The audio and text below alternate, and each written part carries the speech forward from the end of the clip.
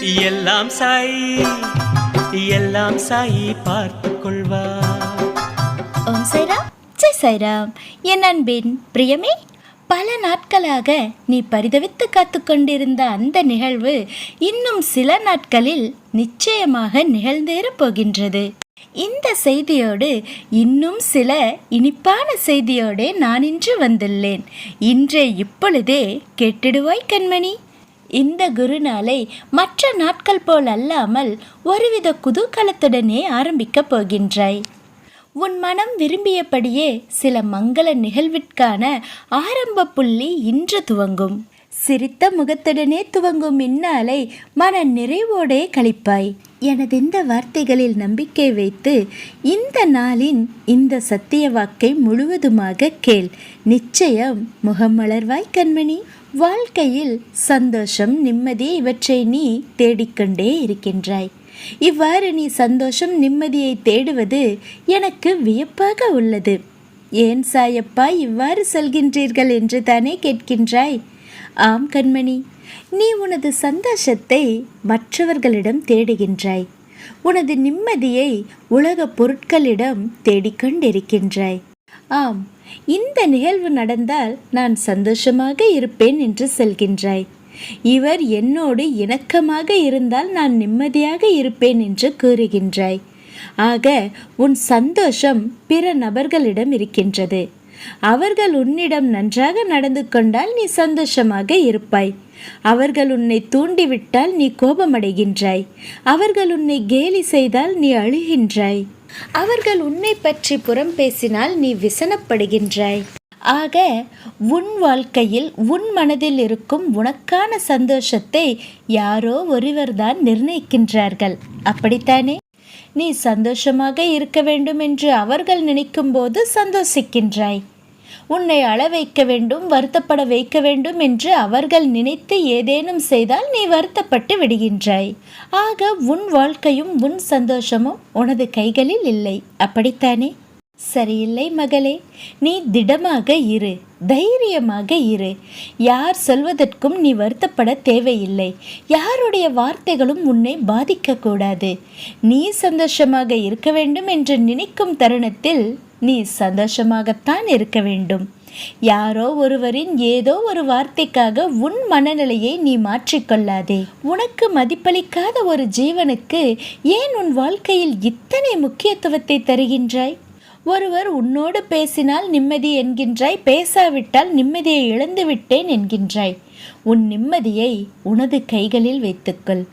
அதை அடுத்தவர் கைகளில் கொடுத்துவிட்டு பரிதவித்து கொண்டு நிற்காதே. உனக்காக கவலைப்படும் இதயங்களும் உனக்கான அன்பை வார்க்கும் இதயங்களும் இங்கு 1000 இருக்கின்றன. ஆனால் அவற்றையெல்லாம் நீ யோசித்து கூட பார்ப்பதில்லை. யார் உன்னை வெறுக்கின்றார்களோ அவர்கள் பின்னால் தான் அன்பிற்காக ஏங்கி சென்று கொண்டே இருக்கின்றாய். இது சாயின் பிள்ளைக்கு அழகல்லவே? முதலில் தைரியமாக இரு. யாரை சார்ந்தும் நீ இல்லை. இந்த சாய் இருக்கும்போது யாருடைய தயவும் உனக்கு தேவையில்லை. நீ இந்த சாயின் பிள்ளை என்று இருமார்போடு இரு. நீ வேண்டும் என்று நினைப்பவர்களும் உன் அருமை புரிந்தவர்களும் உன்னை நாடி வருவார்கள். நிரந்தரமான உறவெது, நித்தியமான உறவெது என்பதை கூடிய விரைவில் நீ புரிந்து கொள்வாய். அவ்வப்போது உன்னை படைத்த இறைவன் ஒருவன் உன்னை பார்த்து கொண்டே இருக்கின்றான் என்பதை மறந்தும் விடுகின்றாய். இந்த வாழ்க்கையில் நீ வெறும் பொம்மைதான். இந்த மனித வாழ்க்கையில் நீ வெறும் பொம்மைதான். உன்னை ஆட்டி படைக்கும் நூலினை அந்த இறைவனே தன் கைகளில் தக்க வைத்து கொண்டிருக்கின்றான். அவன் நடத்தும் நாடகமே இங்கு வெற்றிகரமாக நடந்து கொண்டிருக்கின்றது. அந்த விளையாட்டில் இந்த மனித ஜென்மங்கள் அனைவரும் வெறும் பொம்மைகளாக மட்டுமே பங்கேற்று கொண்டிருக்கின்றனர். அதன்படியே உன் வாழ்க்கையில் எதை நடத்த வேண்டும் என்பதும், எப்பொழுது நடத்த வேண்டும் என்பதும், எதற்குள் நடத்த வேண்டும் என்பதும், யாரை கொண்டு நடத்த வேண்டும் என்பதும் அந்த இறைவனுக்கு தெரியும். அவன் பார்த்து கொள்வான். நீ அதிகமாக யோசித்து கொண்டே இருக்காதே. மாறாக உன்னை படைத்த இறைவன் எந்த நொடியிலும் உன்னை கைவிட்டு விட மாட்டான். தவறான பாதையில் உன்னை இட்டு சென்று விட மாட்டான். நீயாக வழி தவறும் போதுமே கூட உன்னை சரியாக கரம் பிடித்து கரையேற்றி விடுவான். உன் வாழ்க்கையில் நடந்த அத்தனைக்கும் அவனே பொறுப்பு எனும் பொழுது இனி நடக்கும் அத்தனையும் அவனுடைய கடமை என்று விட்டுவிடேன். இறைவனுடைய பாதத்தில் எல்லாவற்றையும் நீ விட்டுவிட்டால் உனக்கு நடக்க வேண்டியவற்றை நிச்சயம் நடத்தி தருவான். உன் முகத்தில் சந்தோஷத்தை காணும் பொறுப்பை அவன் ஏற்றுக்கொள்வான். ஆம், இப்பொழுது நீ தனிமையாகத்தான் இருக்கின்றாய்.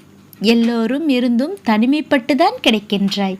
ஆனால் தனிமை வேதனை என்று நினைத்து விடாதே கண்மணி.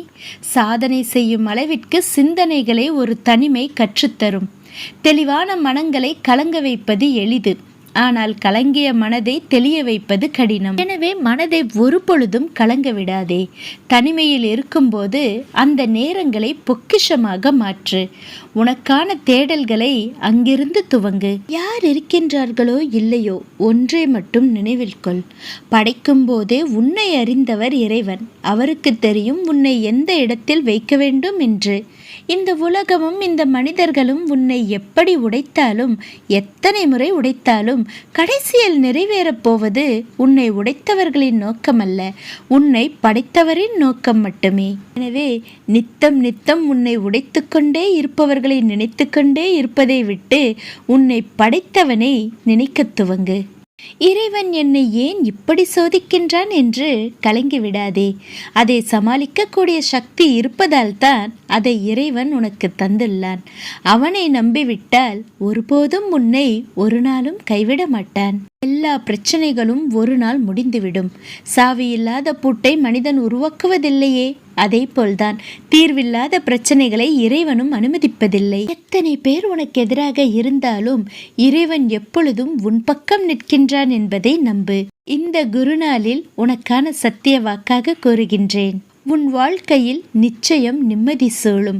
நீ எதிர்பார்த்து காத்திருந்த சந்தோஷம் உன் கைகளில் வந்து சேரும். காலகாலமாக நீ இருந்த காத்திருப்பும் நீ தவித்த தவிப்பும் நிச்சயம் உனக்கு நன்மையை தரும். நிம்மதியை தேடி ஓடிக்கொண்டே இருந்த நீ இனி சற்று இளைப்பாற போகின்றாய்.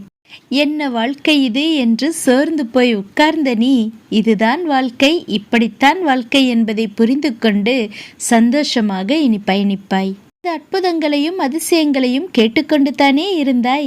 இனி உன் வாழ்க்கையில் நீ பார்க்க போகின்றாய். உன் கண் கூட உன் வாழ்க்கையிலும் அற்புதங்கள் நிகழப்போகின்றது. இத்தனை நாள் நீ எதிர்பார்த்த அத்தனைக்கும் பதில் கிடைக்கப் போகின்றது. நல்ல மனதோடும் நல்ல சிந்தனைகளோடும் நம்பிக்கையோடும் இன்னும் கொஞ்ச நாள் காத்திரு.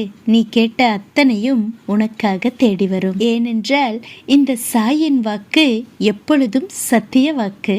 இதை இன்று கேட்டு முகம் மலர்ந்தாய் அல்லவா? நிச்சயமாக உனது சந்தோஷம் உன்னிடமே தங்கட்டும். உன் சாயிருக்க பயமேன். ஓம் சாய்ராம், ஜெய் சாய்ராம்.